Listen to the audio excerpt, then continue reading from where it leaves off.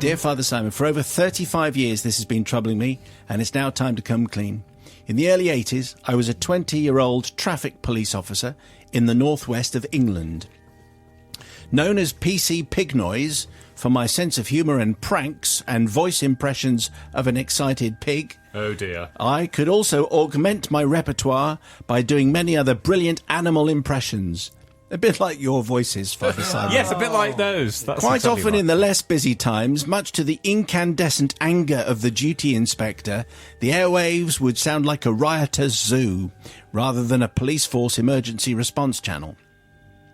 One early summer morning, myself and my crewmate were on patrol in one of the more rural parts of my patch, and just as daylight was breaking, we came across a field full of dairy cows.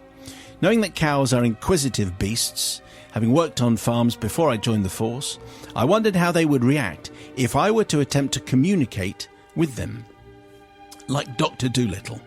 At this time, our expensive patrol cars had just been equipped with state-of-the-art public address systems. Oh, I say, well, I think we can help out there. Which I thought I would put to some good use to amplify my callings. So I parked in my car alongside the field, duly encouraged my mischievous crewmate. I turned on the PA. Okay, pay attention, cows.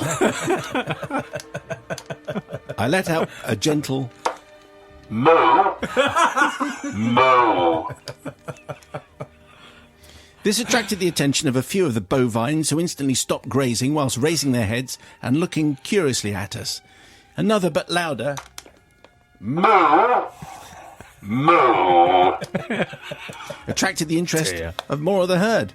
Another moo triggered all of them, and they began walking towards the fence where we'd parked. Having realised I'd grabbed their attention, I gave a world beater.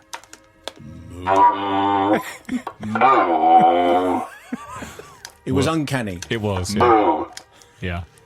whereby the gentle stroll turned into a full-blown stampede. Oh, my goodness. The sight of big dairy cows racing each other was hilarious. My crewmate and I were beside ourselves, laughing at what we'd done. The whole herd arrived at the fence near the now silent patrol car, pushing each other to get closer to this white mechanical cow. Okay, then calm down, cows. Move along. Feedback cows. Got false teeth. State of the art. Yeah. After our laughter died down, we decided enough was enough and resumed our patrol. That was until the following night, when my crewmate encouraged me to do it again. It was all repeated over several nights that week, much to the amusement of my crewmate and myself. Well, word got around the other officers of my Dr. Dolittle talent, and on the next set of nights, I got a call from Control to rendezvous with another patrol, coincidentally at the same spot where I was now holding regular surgeries with my herd.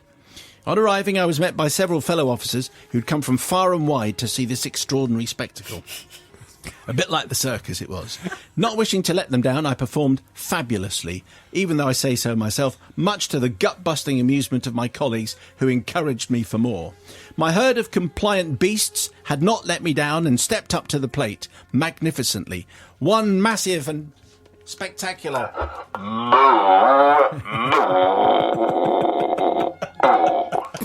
with extra emphasis from me, saw them set off across the field at full belt towards the fence, which by this time, after several episodes of the animals pressing against it, had become weakened. Oh, no. As the cows neared, I realised this time it was not going to end up as expected, and yes, the cows moved so fast that in their excitement they didn't quite slow down enough and crashed through the wooden fence and escaped onto the road.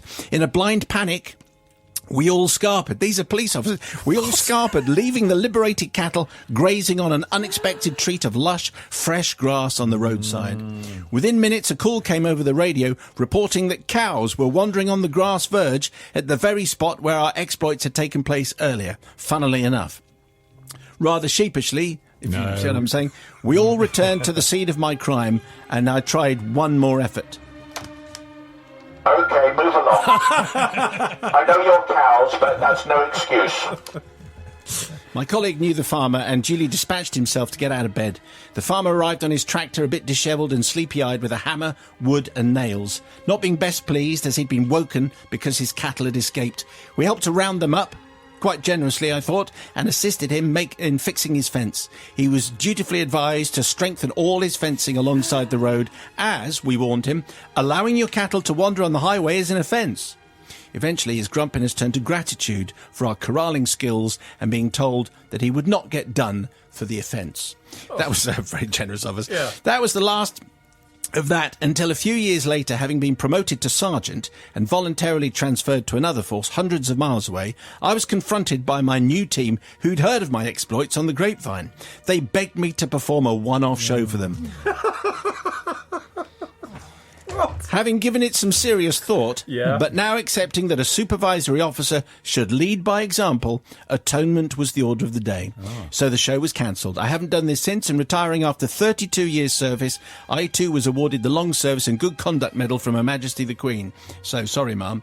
So anyway, forgiveness and absolution from 1, the inspector for blocking the airways with the sounds of the countryside, 2, the farmer for curdling his milk, wrecking his fence and disturbing his sleep, 3, the herd of cows for disturbing their peaceful existence, and 4, the motorists who we had to delay whilst rounding up the cows because they'd all escaped. So am I forgiven, says PC Pig Noise.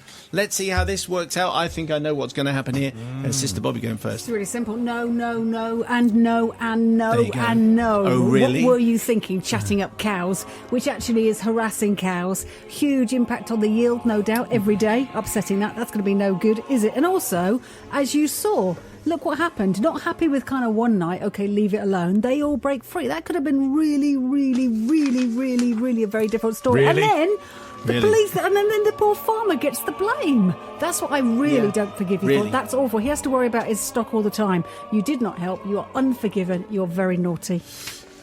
Right, okay, let's see what Nigel makes of that one. Bobby not sitting on the fence, broken or otherwise. very good. Dr. Doolittle, or PC Doolittle, probably very apt. Once I can understand, but to do it on a regular basis, obviously, as you say, these lovely Frisian Holstein cattle, very by the size of it, it sounds like they were big ones, so I think they would have been of this variety.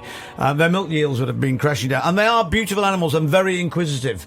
And he took the mickey there, without doubt. And, 10 squad cars, though, should have been there in minutes to round up those cows. To do it on a regular basis, on this occasion, PC Big Noise, you're not forgiven, kid. Once would have been fine, repeatedly no. Not going very well so far, Matthew.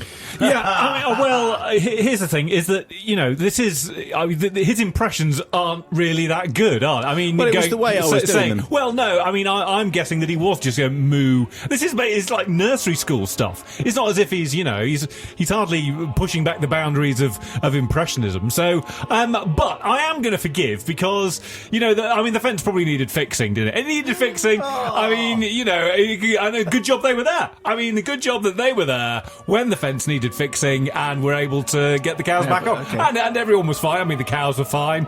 Probably, we don't know, but we're going to guess. We're going to say the cows were fine. And the farmer and the drivers, it's probably early in the morning, so it was all fine. So I'm going to forgive.